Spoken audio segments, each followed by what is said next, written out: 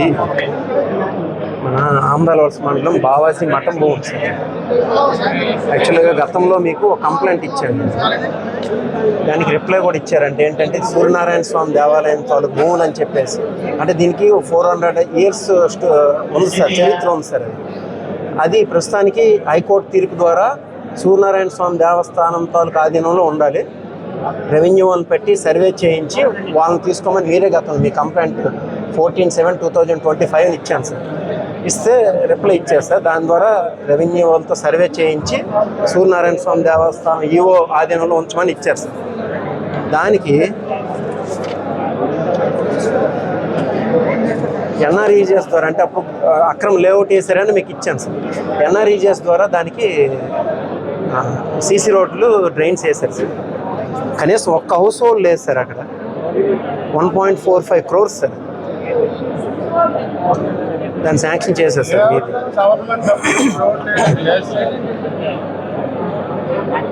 చూడండి సార్, ఇదిగోండి సార్. ఒకటి 49 crores, 49 lakhs, ఒకటి 48 lakhs ఈ టిక్కోట్లు సార్. అది యాక్చువల్గా 99 acres షాజహాన్ ఇచ్చింది సార్. షాజహాన్ కేనారాం బాబా అని అతనికి ఇచ్చారు సార్ 400 years బ్యాక్ సార్. అది సదావత్ భూములు సార్, అంటే నిత్యం అన్నదానం జరిగేటువంటి భూములు. అది మఠం పేరు మీద పెట్టేసి వాళ్ళు ఎంతంటే అంత చేస్తున్నారు సార్. దాన్ని దీనిలో ఇన్వాల్వ్ అయ్యింది కూడా ఇంకెవరో కాదు సార్, ఆమదాలవలస ఎమ్మెల్యే కోన రవికుమార్ గారే. ఆయనే అక్రమ లేఅవుట్ వేసింది. మీ గతంలో కూడా కంప్లైంట్ ఇచ్చాను సార్. ఇప్పుడు ఈ 49 lakhs 1.45 lakh crores పెట్టేసి వేస్తారు సార్. అది ఒకటి సార్. ఇది కూడా మీకు గతంలో కంప్లైంట్ ఇచ్చాను సార్ నేను. ఇక్కడ దీన్ని కూడా అదే సార్, కోన రవికుమార్కి ఒక క్రషర్ ఉంది sir, Ganesh Gayatri stone crusher అని చెప్పేసి. దాని వెనక ఇల్లీగల్ మైనింగ్ చేస్తున్నారు సార్ అని. అక్కడ ఒకరు చనిపోయారు కూడా ఉంది సార్. చనిపోయి క్రిమినల్ కేసు కూడా ఫైల్ చేశారు సార్. బట్ ఇల్లీగల్ మైనింగ్ అనేది ఆపలేదు సార్. గతంలో మీకు కంప్లైంట్ ఇచ్చాను సార్. ఇప్పుడు దాన్ని మొత్తం అంతా తీసేసిన గ్రావెల్ తీసిన దానికి ఎలైనేషన్ కోసం పెట్టారు సార్. ఎలైనేషన్ కోసం మన రెవెన్యూ వాళ్ళు ప్రపోజ్ చేశారు సార్. 7 lakhs per acre. అక్కడేమో మినిమం 1 crore ఉంటుంది సార్. 7 lakhs per acre లెక్క ఎలైనేషన్ చేస్తాం. ముందు గణేష్ గాయత్రి స్టోన్ క్రషర్ అని కోన రవికుమార్ మేనేజింగ్ పార్ట్నర్ సార్. అందులో ఆయన బినామీ, అంటే ఆయన ఇంకొక మేనేజింగ్ పార్ట్నర్ అందులోన చింతాడ కృష్ణవాసుదేవరావు, ఆయన సర్పంచ్ ఆఫ్ గోరంట విలేజ్. ఎలైనేషన్ సార్ అది చేసిందే ముందు ఇల్లీగల్ మైనింగ్ సార్. అక్కడ ఇల్లీగల్ మైనింగ్కి ముందు యాక్షన్ తీసుకోవాలి సార్. ఇల్లీగల్ మైనింగ్ చేసిన దానికి ఏ యాక్షన్ లేదు సార్ అక్కడ. ఇప్పుడు ఎలైనేషన్ కోసం ఎందుకు ఆయన ఇల్లీగల్ మైనింగ్ ఎన్నాళ్ళు చేశారు, దాని ద్వారా డబ్బులు. ఇప్పుడు ఎలైనేషన్ డబ్బులు ఎన్విరాన్మెంటల్ ఆస్పెక్ట్లోనే, ప్లస్ జీవో నెంబర్ 571కి అకార్డింగ్స్ టు దట్ జరగలేదు సార్. ఒక గ్రామ సభ పెట్టలేదు సార్. ఒక A1 నోటీస్ అక్కడెక్కడ సచివాలయంలో కానీ గ్రామంలో దండో రేయడం కానీ లేదు సార్.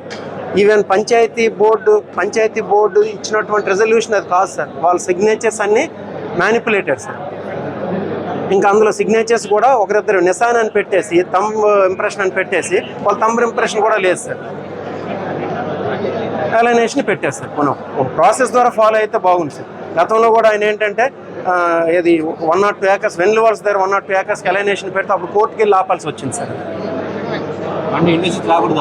ఇండస్ట్రీస్ కాదు సార్. ఆయన ఏం ఇండస్ట్రీస్ పర్పస్ ఏం కాదు సార్. ఆయన చేసిన ఇండస్ట్రీస్ అన్నీ మాకు తెలుసు సార్. ఆయన ఎలైనేషన్ దేనికోసం సార్? ఆయన అక్కడ ల్యాండ్ కాస్ట్లీ ల్యాండ్ సార్. అది ఇప్పుడు 7 lakhs ల్యాండ్ దొరుకుతుంది సార్. అది ఏకర్ 7 lakhs దొరుకుతుంది. ఇండస్ట్రీలు అంటే ఏపీఐస్ ఉన్నాయి కదా సార్, ఏపీఐస్ ద్వారా పెట్టించమన్నాను సార్. ఇప్పుడు అక్కడే పూర్తిగా అసలు మైనింగ్ యాక్టివిటీ జరపకూడదు. మైనింగ్ ఇష్టం వచ్చి మైనింగ్ చేస్తారు సార్. ఆ ఫోటోలు చూసి తెలుస్తుంది సార్.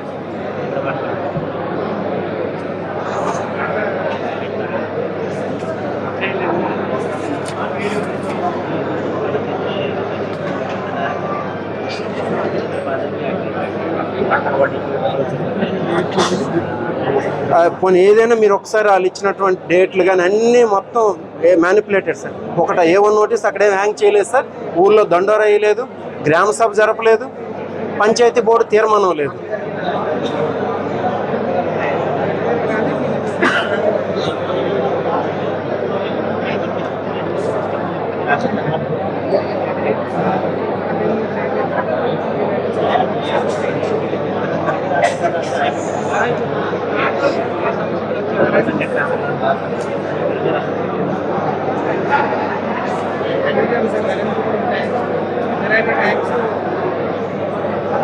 మనం ఒకసారి ఆ తీర్మానం అన్ని వెరిఫై చేయించండి సార్, అది కరెక్ట్ అయితే. లేకపోతే సార్ ఒక్క దగ్గర ఒక క్రిమినల్ కేసు పెట్టిస్తే సార్ ఇంకోసారి మ్యానిపులేషన్స్ జరగవు సార్. ఈవెన్ ముందు బావాజీ మటన్ ల్యాండ్స్ దగ్గర కూడా పంచాయతీ తీర్మానం లేదు సార్. ఈ దీని పంచాయతీ తీర్మానం లేదు సార్, మరి పెట్టేసి వేసారు సార్. ఇది ఉంది సార్, ఇది ఆంధ్రప్రదేశ్ మండలం గాజుల కొల్వలస అని ఉంది సార్. అది స్కూల్ బిల్డింగ్ సార్, పాడుబడిపోయిన స్కూల్ బిల్డింగ్. దాన్ని ఒక ప్రైవేట్ వ్యక్తి వచ్చి అర్ధరాత్రి మీద వచ్చేసి కొట్టేశాడు సార్. అది ఇప్పుడు ఆక్యుపై చేస్తున్నాడు సార్. ఒక ఎంఈఓకి చెప్తే కేసు పెట్టరు సార్.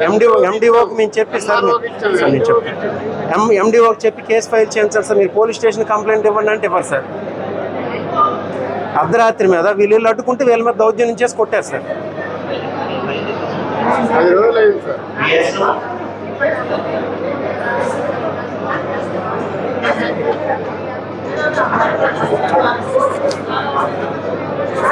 మీరు 2 ఫోటోలు ఇవ్వండి.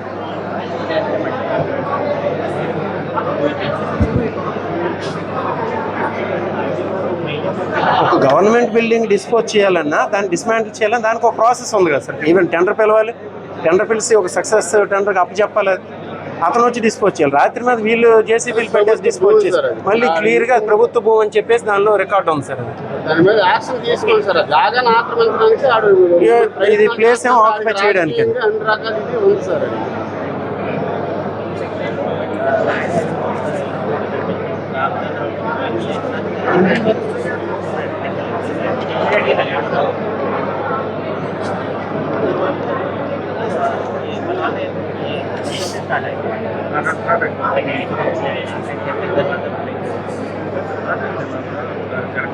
ఎంపీడీఓకి చెప్తే ఆయన తప్పించుకుంటాడు సార్, ఎంఈఓకి చెప్తే నాది కాదంటాడు సార్.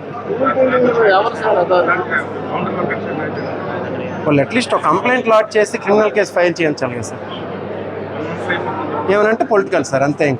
ఇంకొక రీజన్ కూడా ఏం లేదు సార్. ఇది సార్, ఇది మీకు ఒక 3 days బ్యాక్ తీసుకొచ్చి ఇచ్చాను. రామచంద్రపురం విలేజ్లో ఆయన రోడ్డు మీద కన్స్ట్రక్ట్ చేస్తున్నారు సార్ బిల్డింగ్ అని చెప్పేసి. అది ఇంకా ఆపట్లేదు సార్, ఆపలేదు. అది మీకు ఇచ్చేటప్పుడు సార్ సిచ్యువేషన్ ఇది. ఇప్పుడు ఈరోజు సిచ్యువేషన్ ఇది సార్. ఎంఆర్ఓ గారు, తహసీల్దార్ గారే దానికి స్పెషల్ ఆఫీసర్ సార్. రోడ్డు మీద సార్, ఇక్కడ యువతల మళ్ళీ 70-80 హౌస్ హోల్డ్స్ ఉన్నాయి సార్. దానికి ఓన్లీ వే సార్ ఇది. ఇప్పుడు 10 feet రోడ్డు అయితే దానిలో 3 feet ముందుకు వచ్చేస్తే ఇంక 7 feet ఉంది సార్. అది ఆయన క్లియర్గా రోజు చెప్తున్నాను సార్. రోజు చెప్తాము, ఇదిగో చేయించేస్తానంటే చేయించేస్తాం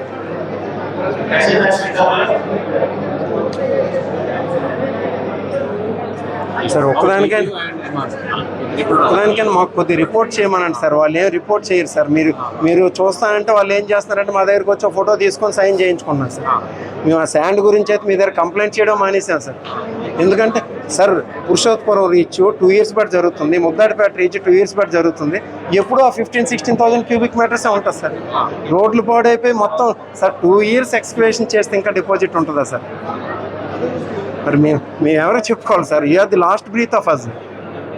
అందరూ మీ పెద్ద ఆయన కోర్టుకు కూడా వెళ్ళలేం కదా సార్. ముద్దాడిపేట పురుషోత్పురం 2 years బట్టి నడుస్తుంది సార్. రోజు 100 లారీలు వెళ్తాయి సార్. ఈవెన్ రోడ్లు పాడైపోయినంత దారుణంగా లారీలు వెళ్తాయి సార్. మీరు డిపాజిట్ ఉంటే తీయండి సార్. ఈవెన్ ముద్దాడిపేట దగ్గర నదికి మధ్యలో ఒక్క నిమిషం ముద్దాడిపేట దగ్గర మధ్యలో ఒక పెద్ద దిబ్బలా ఉండేది సార్. దాని మీద పశువులు మేపుకొని, దాని మీద ఈవెన్ కొంతమంది గొర్రెల కాపర్లు గట్రా దానిలో ఉంచుకునేవారు వర్షకాలంలో. ఈరోజు ఆ మొత్తం అంతా తీసేస్తారు. దానివల్ల ఏమవుతుందని అంటే ఈ మధ్యలో ఉన్న దానివల్ల వచ్చే సాయిల్ ఎరోజన్ తగ్గుతుంది సార్. ఈ బ్యాంక్ సాయిల్ ఎరోజన్ తగ్గుతుంది. ఫ్లడ్ వస్తే ఇటు సైడ్ రాకుండా మధ్యలో డివైడ్ చేస్తుంది కదా సార్. అది లేకుండా ఇప్పుడు మొత్తం ఎక్స్కవేషన్ చేస్తారు సార్. సార్ 2 years ఉంటుందా సార్ ఎక్కడైనా సరే శాండ్? ఆయన అడిగితే ముద్దాడిపేట పురుషోత్పురం ఉంటుంది సార్. వాళ్ళు రోజు తీసుకెళ్తారు సార్. వాళ్ళని అడిగామనుకోండి సార్, చేయరు. ఇప్పుడు మీకు కావాలంటే నేను వీడియో కాల్ చేయిస్తాను సార్. లోపల మెషిన్స్ ఉంటాయి సార్. యాక్చువల్ మెషిన్స్ వాళ్ళు ఏంటంటే సార్, నేను మీ దగ్గరకు 10-15 times స్టాండ్ కోసం వచ్చాను సార్. ఈవెన్ తర్వాత మీకు 6 months బట్టి ఒకసారి కూడా కంప్లైంట్ చేయలేదు సార్. ఎందుకంటే ఒక్క సింగిల్ యాక్షన్ కూడా తీసుకోలేదు, ఒక లారీని కూడా ఆపింది లేదు సార్. మీరు మాన్యువల్గా చేయాల్సినటువంటి ప్రాసెస్ సార్. అది దానిలో మెషినరీ ఉంటాయి సార్. వాళ్ళు మాన్యువల్గా చేయనియండి సార్. మాన్యువల్గా చేస్తే ఒక్కడు రాడు సార్, చేయడానికి కూడా రాడు, మీరు ఇచ్చినా రాదు. వాళ్ళు మొత్తం పోలీస్కి రెవెన్యూకి అంది సార్. మీరు మాన్యువల్ కాకుండా మెషినరీ ఇచ్చి పెట్టండి సార్. సార్ మెషినరీ పెట్టండి సార్, లేదు అప్పుడు ఏమైనా ఉంటే రెంట్ పెంచుతారు సార్. ఇప్పుడు ఇల్లీగల్గా తీసేస్తే అక్కడ ఎకలాజికల్ ప్రాబ్లమ్స్ ఉంటాయి కదా సార్. ఇంకోటి సార్, వాటర్ సిస్టమ్స్ ఉన్నాయి కదా సార్, అక్కడ వాటర్ సిస్టమ్స్ ఉన్నాయి కదా సార్, వాటర్ బాడీస్ ఏమవుతాయి సార్ అక్కడ? Events Purushottapuram sir, Purushottapuram Muddadipeta. ఎప్పుడు వాళ్ళకి మనం ఇది ఇచ్చాం అండ్ ఇప్పటి వరకు వాళ్ళు ఎంత తీసారు? ఇంకా సగంకి ఎక్కువ డిపాజిట్ ఉంటుంది సార్, అది ఉంటూనే ఉంటుంది సార్. అన్నీ ఇల్లీగల్గా నడుచుకోండి సార్. మేము చెప్పుకోగలిగేది మీరే సార్, కరెక్ట్గా మేము అంతకన్నా ఏం చేయలేము సార్. ఇప్పుడు మేము అన్నిటికీ కోర్టుకి వెళ్ళాలన్నా మాకు అన్నిటికి వెళ్ళాం కదా సార్. ఇంకా చాలా మంది ఈ పెన్షన్స్ కోసం తీసుకొచ్చాం సార్, 7 పెన్షన్స్ సార్. ఓన్లీ ఏంటి ఎండిఓ గారు డైరెక్ట్గా దాని మీద రాశారు సార్, మీరు వీళ్ళ పెన్షన్లు పోయేంత వరకు హోల్లో ఉంచండి ఉన్నారు. చూడండి ఒకసారి తీసండి. ఆవిడ 70 రూపీస్ పెన్షన్ నుండి ఆవిడకి వస్తుంది సార్, ఈరోజు తీస్తారు సార్. 70 రూపీస్ పెన్షన్ వచ్చేటప్పుడు ఆవిడకి వచ్చేది సార్. ఒకసారి ఉన్నారు సార్, ఇక్కడ ఉన్నారు, వాళ్ళు రైట్ ఉంచారు, వాళ్ళని రానివ్వలేదు. లేడీ ఆవిడ ఉన్నారు, ఆవిడేది ఆ లేడీ ఆవిడేమైంది? రామారావు గారు లోకల్ పెన్షన్ వీళ్ళందరూ పెన్షన్ లేవు సార్. వీళ్ళు ఏం లేదు, వీళ్ళు ఎండిఓ గారు చెప్తుందంతా మీరు వెళ్ళి అపోజిషన్ లీడర్ దగ్గరికి వెళ్ళిపోయి వాళ్ళ ఇంటికి వెళ్ళి వచ్చేయండి. వీళ్ళు చెప్తుంది అది ఒకటే సార్, అప్పుడు పెన్షన్లు ఉంటాయి సార్.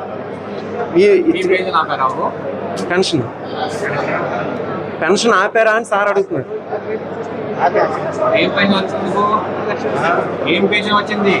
ఓల్డ్ ఏజ్ ఏ పెన్షన్ వచ్చేది?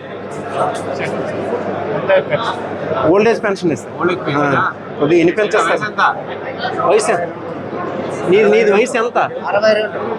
ఎప్పటి నుంచి వస్తుంది? 3 సంవత్సరాలు అండి. 3 సంవత్సరం 22 ఎలా వచ్చింది అమ్మా? ఎవరు చేస్తారు అదే.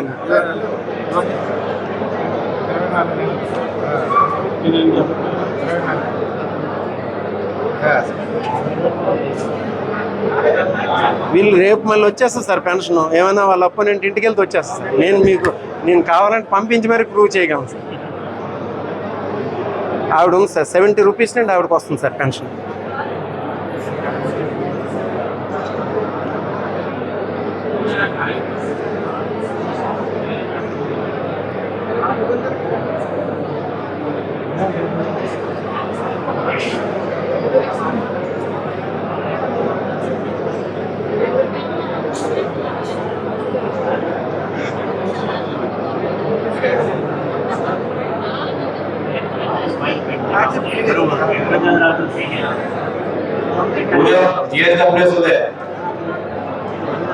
ఈవిడ సార్, ఈవిడ 70 రూపీస్ నుండి ఈవిడ పెన్షన్ వస్తుంది sir. Widow sir, widow pension 15 years దాటి అయింది, వాళ్ళు భర్త చనిపోయారు సార్.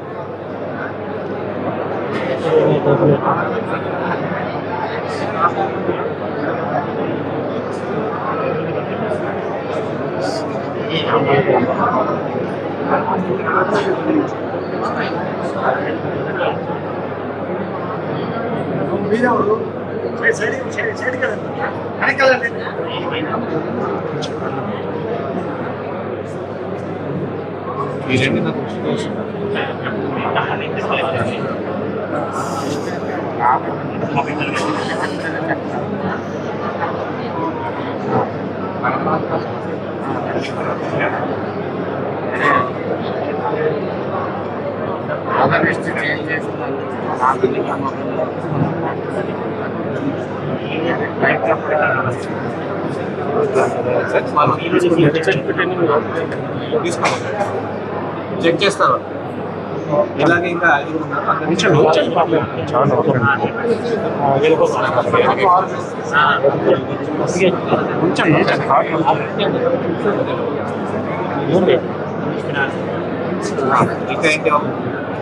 ఇది మాది కాదు సార్, వేరే వాళ్ళు.